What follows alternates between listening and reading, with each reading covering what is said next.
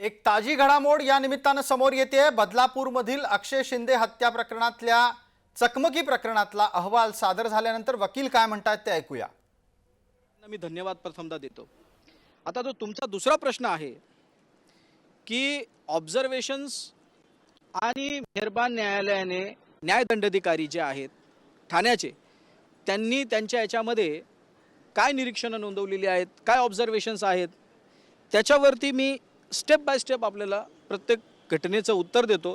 म्हणजे तुम्हाला असे उत्तरं मिळाली का तुमचे प्रश्न येणारच नाहीत अशी मला खात्री आहे।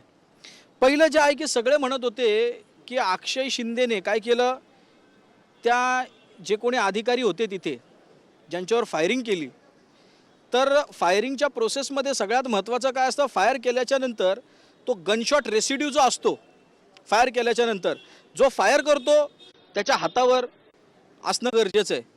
परंतु रिपोर्ट जर पाहिले त्याच्यामध्ये ना अक्षय शिंदेच्या हातावर गनशॉट रेसिड्यू दिसलेत, ना त्याच्या हातात जी बेडी बांधलेली आहे त्याच्यात पण गनशॉट रेसिड्यू दिसलेले नाहीयेत।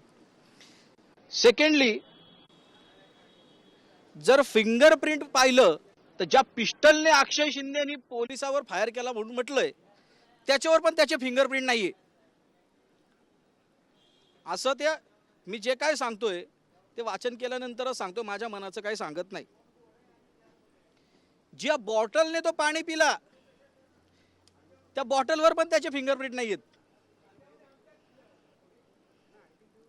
आता आपण येऊ ज्या पोलीस अधिकाऱ्याच्या मांडीत गोळी अक्षय शिंदेने मारली असं एवढा तुमच्या मीडियाच्या माध्यमातून सगळीकडे जे सांगितलं जात होतं, त्यांनी मांडीवर जी घातलेली जीन्स पॅन्ट होती त्याच्यावर येऊ।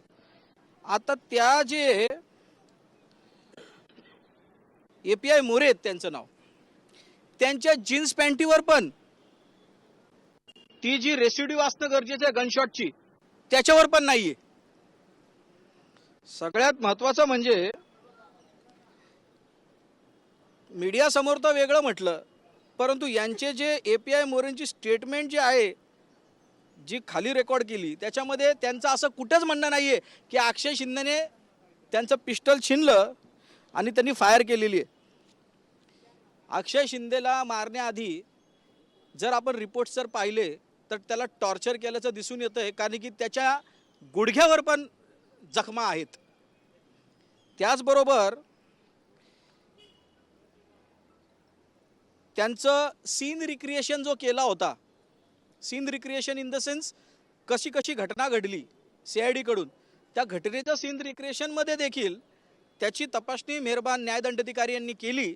त्याच्यातून पण ते सीन रिक्रिएशनमध्ये हे निदर्शनास येतंय की 4 पोलीस अधिकारी एका आरोपीला कंट्रोल करण्यासाठी, ती सिच्युएशन हँडल करण्यासाठी सफिशियंट होते।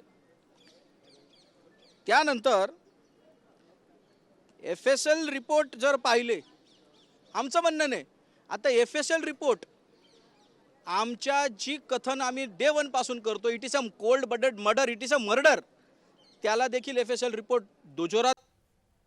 याच प्रकरणामध्ये पोलिसांवर बनावट चकमकीचा ठपका ठेवण्यात आलाय, तर स्वसंरक्षणार्थ प्रतिकार केल्याचा पोलिसांचा बचाव आहे। या प्रकरणात जितेंद्र आव्हाड आणि विजय वडेट्टीवारांची वक्तव्य समोर येत आहेत, ती आपण पटकन पाहणार आहोत।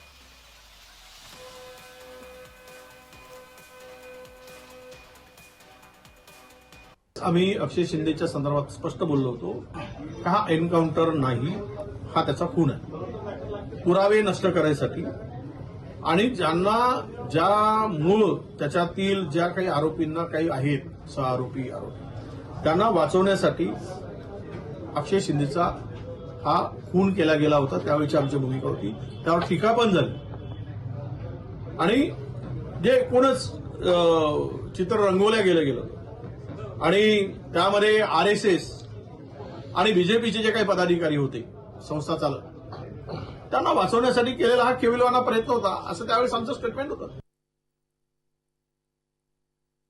तो एन्काउंटर हा खोटा होता, तो 10वीतला पोरगाही सांगू शकत होता।